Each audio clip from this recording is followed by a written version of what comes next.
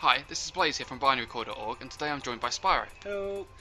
Today we're going to be doing something called Checking It Out, which is a new series we're going to be doing, where we take a game that we haven't played before, maybe it's new, maybe it's an older one that we haven't tried out, and we give it a go and just see what it's like. Today we're going to be doing DC Universe, which is available for free on Steam. Now, I'm a big fan of the DC Universe. I'm not too sure on this whole reboot they've done recently, but this game I thought was pretty good. Yeah, I loved it. To start with, you had the immense amount of customization, and if anyone knows me, they'll know that I love customization. Spent hours on that. Yeah, I spent a little while. But when you finally got into the game, I liked the game, but it did have its problems. Yeah, I mean, customization was great at the beginning. You got to choose like what your hero looks like, or villain. You can play as a villain in this. Yeah, that was good. Yes, you get to choose what you look like. Sort of what. There was movement abilities. It was something like flying, acrobatics, and or super speed. Yes, yeah. Speed. So obviously you're going to go for flying because that's much more cool. As you can see here, my character I picked is a flyer, and the attack I've got is a hand blast. You can pick weapons. Yep. But you can have. I think there's a selection of bow, sword. Yeah. Or My original character was dual wielding, but I found this not to be as good, so I created a new character with hand blast, and I just found it so much easier. I leveled up so much quicker. Okay. And I only played as my one character. I played a villain to start with, and with that, I think I used the bow. Yeah, you were bow, yeah. Yeah, bow, and I was flying, and I had ice as my secondary ability. And my ability on this was fire. Fire.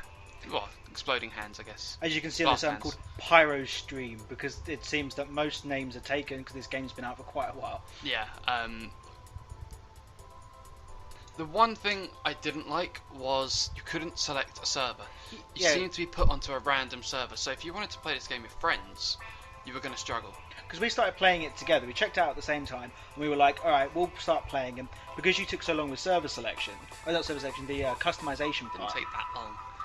You took longer than me. I was already in the game, out of the tutorial world, and actually in there playing, so it was like, okay, we'll meet up by this statue by the university.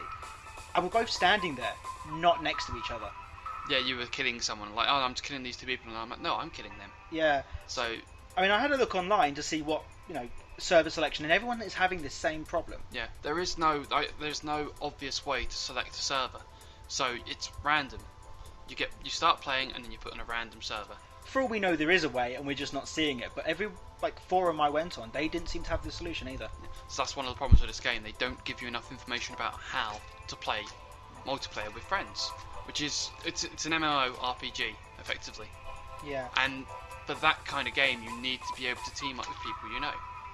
Yeah. It's one of its biggest sells. But a redeeming part is the storyline. Now, I was very much impressed by this. The way it seems, you have this brilliant opening cutscene with sort of all the heroes and the villains fighting each other. And basically it comes down to Lex is winning, and he's just destroying everyone, and he's threatening Wonder Woman and telling her to bring Superman. Superman turns up, and Lex kills him. Yeah. There's a kryptonite spear, totally kills him, and Superman comes back with, well, you've just killed us all, because then Brainiac turns up, and everyone knows anything about DC, Brainiac is the big bad, and he enslaves the world, digitizing them all. Lex, after 4 years of evading captivity, travels back in time after collecting all of the superheroes' powers, and he travels back, meets up with the Justice League, explains what's going on, and releases all of the powers into the world, thus creating all of these new superheroes and supervillains. Yeah, and there's 6 main characters in there. You've got 3 main characters for the good side, and 3 for the bad. I believe it was Batman, Superman, Wonder Woman.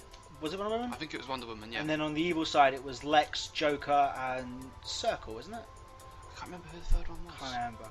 But, I mean, that's just the opening storyline. When you go through it, it's really good. As you can see here, I'm fighting Raven from the Teen Titans, and previously, while we were talking over it, I was fighting the rest of the Teen Titans. It was Cyborg to begin with, then Starfire, Nightwing, and Donna Troy. Donna Troy was so annoying to fight.